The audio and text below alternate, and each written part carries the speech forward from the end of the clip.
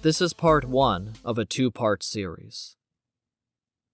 Plutonium secretly shipped in Army ambulances twice a week to the Los Alamos National Laboratory for use in the Manhattan Project to create the first nuclear weapons was in such supply that the laboratory held about 10 times more plutonium than its maximum capacity.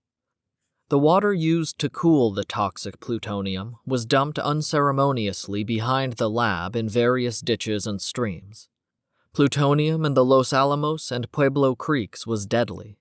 In Los Alamos Creek, plutonium was measured at 144,000 disintegrations per minute per liter, 325 times higher than the allowable limit today. Administrators at the lab were well aware that the contamination was dangerous to surrounding populations. Thomas Shipman, who worked at Los Alamos, later said, quote, "Everybody had his own contaminated dump. Today we think we know where all of these were, but I wouldn't want to guarantee it." End quote. Plutonium was a new product of the American government and needed to be tested before being assembled inside of a warhead and explosively exported to sites like Hiroshima and Nagasaki. In animal trials, dogs, rats, mice, and rabbits were injected with plutonium or forced to breathe in air thick with plutonium. Their bodies were burned or dissolved in acid afterwards, and then the quantity of plutonium was measured in the remains. Plutonium is extremely toxic, and precancerous conditions appeared at injection sites, and various organs in the animals began bleeding. After the animal studies, it was our turn. But no telling. Heimer Friedel, an Army doctor assigned to the Manhattan Project, stated, quote, "It is expected that on selected human subjects, tracer studies with product would be made." End quote. The tracer studies were investigations in which the results were taken during at least 2 different points in time. Samples could be taken 1 week after the first injection of product, and again 3 months after the injection, for example. The product was plutonium. Ebb Cade was in a car accident on March 24, 1945, and was taken to the Manhattan Engineer District Hospital in Oak Ridge. Doctors said he would not live, having broken so many bones. Ebb not only survived but recovered surprisingly well over the next couple of weeks. Unfortunately for Ebb, several hospital doctors watching over him were working for the United States Atomic Energy Commission, who still had many questions about the effects of plutonium on the human body. So, on April 10th, without his consent or an explanation, military physician Joseph Howland administered 4.7 micrograms of plutonium into Ebb's bloodstream, 80 times more plutonium than the average person receives during an entire year from background radiation. The justification for this secret and dangerous experiment comes from Wright Langham, a Los Alamos researcher who had helped develop the test for detecting plutonium. Langham states that, quote, "The subject was an elderly male whose age and general health was such that there is little or no possibility that the injection can have any effect on the normal course of his life." End quote. The plutonium did turn out to be less dangerous for Ebb than his doctors. Atomic Energy Commission doctors were satisfied with this speculation by Langham and extracted bone chips before and after the plutonium injection and pulled out 15 of Ebb's teeth to measure plutonium levels. Ebb slowly recovered from the operations, bedridden in the hospital for 6 more months, at which point Captain David Goldring informed Langham that, quote, "More bone specimens and extracted teeth will be shipped to you very soon for analysis." End quote. Ebb might have caught wind of the plot to chip away more pieces of him because he left the hospital without telling anyone soon after and managed to escape back home to Greensboro, where he lived another 8 years before passing away. The scientists analyzing biological samples from Ebb Cade made plenty of mistakes. They mixed up the urine samples taken before and after Ebb was dosed with plutonium as well as mixing up the before and after bone chips extracted from Cade. So a lot of potential results from this unjustified experiment became medically irrelevant anyway. Arthur Hubbard, an innkeeper in Austin, was diagnosed with squamous cell carcinoma. After 2 rounds of surgery, he was directed to the University of Chicago's Billings Hospital, where he was given, quote, some new treatment, end quote, which turned out to be 6.5 micrograms of plutonium, a dose equal to 120 times the average radiation a person receives in 1 year. This injection was given to Hubbard because, quote, some human studies were needed to see how to apply the animal data to the human problems, end quote. Joseph Hamilton, a professor at both UC Berkeley and at UCSF, said that being at 2 universities allowed him access to, quote, clinical material, end quote. One such clinical material he found in May 1945 was Albert Stevens, a patient in Ward B of the University of California Hospital in San Francisco. Stevens was experiencing debilitating pains caused by what was diagnosed as stomach cancer. Under the subterfuge of some novel treatment, plutonium was shipped into the hospital and injected into Albert Stevens without his consent. Several days later, Albert was operated on, and it was decided that to remove the cancerous mass, the surgeons should remove half of his liver, his entire spleen, most of his 9th rib, lymph nodes, part of his pancreas, and a portion of the layer of fat covering his organs.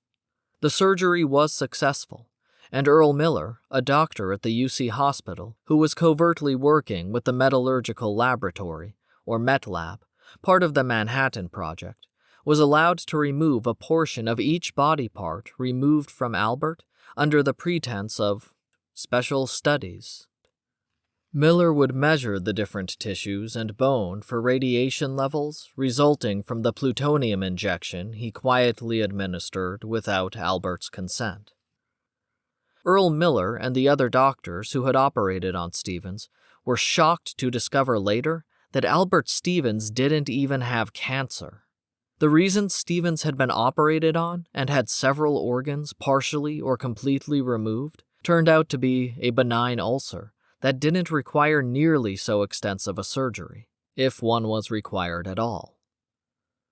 According to Kenneth Scott, the scientist who delivered the plutonium to Earl Miller for Albert's injection, Albert Stevens did not know about the plutonium injected into him and never found out. In 1946, 3 ethical standards were officially established in the U.S. to protect patients from wild experimentation. 1. The voluntary consent of the subject. 2. Previous animal tests had to have been run. And 3. The experiment must be performed under proper medical protection and management. These ethical standards didn't really stick. Less than a year after these standards were established, Elmer Allen didn't have the money to pay for treatment after breaking his leg and limped into the free clinic at UCSF. He was diagnosed with bone cancer and was given an injection of plutonium-238 without his knowledge or consent. Allen's family had been told that the injection was a form of treatment, a position that the hospital later denied. Documents confirm that the UCSF physicians, quote, had expected no therapeutic effect, end quote. 3 days later, the hospital cut off Elmer's leg. At least 17 other Americans were surreptitiously injected with plutonium without their consent to study the effects on humans if they were exposed to very high levels of radiation. In 1946, in Rochester, a lineup of 11 subjects designated HP1 to HP11, HP standing for human product, were injected with between 4.6 and 6.5 micrograms of plutonium, 5 times higher than the amount thought to be safe at the time. The plutonium injections were prepared by Samuel Bassett, according to the secret plan to do this experiment. Then the syringes were handed to local physicians, who injected the patients with plutonium. According to another conspirator of this unethical human experiment, Louis Hempelmann, he was sure that, quote, the physician making the injections did not know the contents of the syringe, end quote. Hempelmann said of the subjects that a, quote, deliberate decision was made not to inform the patient of the nature of the product that was injected, end quote. On November 2, 1945, Ida Schultz Charlton was admitted to the University of Rochester's Strong Memorial Hospital for dietary complications. On November 27th, after being put on a strict diet that had eased her symptoms, Ida was injected with 4.9 micrograms of plutonium without her knowledge or consent. Ida was observed and measured by the Manhattan Project and its later iterations for the next 38 years, until she died in a nursing home. Also, in late 1945, Una Mack was admitted to Billings Hospital for diagnostic tests. 2 biopsies revealed that Una had cancer. She and another man with lymphoma were given a treatment called U medication. Una became violently ill and was unable to eat or drink after taking the U medication, and she died several weeks later. The man died after 6 months. The U medication was 94.91 micrograms of plutonium, 1,700 times the amount of radiation someone receives naturally over an entire year. In 1946, Simi Shaw, a 4-year-old boy from Australia, went to a local doctor for a pain in his right leg. The doctor was shocked to discover cancer, and Simi was transferred to UCSF Hospital, where he was separated from his mother and made to stay in the hospital. He was injected with plutonium, cerium, and yttrium, 3 radioactive isotopes. To study the radioactive effects on Simi, who was 4, they removed parts of his thigh bone and other pieces of muscle and tissue. The tumor Simi had in his right leg was increasing in size, however. He was discharged from the hospital after their analysis was finished, but continued to get worse and was in pain from his cancer until he died in 1947. Also in 1947, a 16-year-old boy named Hanford Jang, diagnosed with bone cancer, was injected without his knowledge with americium, and then his leg was amputated 2 days later. His leg was sent to UC Berkeley, where it was dissected and analyzed to measure the radiation in the bone, tumor, connective tissues, and muscle. Jang died less than a year later in 1948. These injections were not offered with an explanation or request for consent. They were deemed necessary by curious scientists, despite the known dangers of plutonium and radiation poisoning, common blunders by those conducting the experiments, and the broad manner in which study subjects were chosen. These unethical, non-therapeutic plutonium injections were administered to people without their knowledge or consent, by doctors, scientists, and the military, with the non-specific goal of gaining some undefined knowledge at the expense of those they did not respect. The blind pursuit of knowledge is not a good enough reason to ignore civil liberties.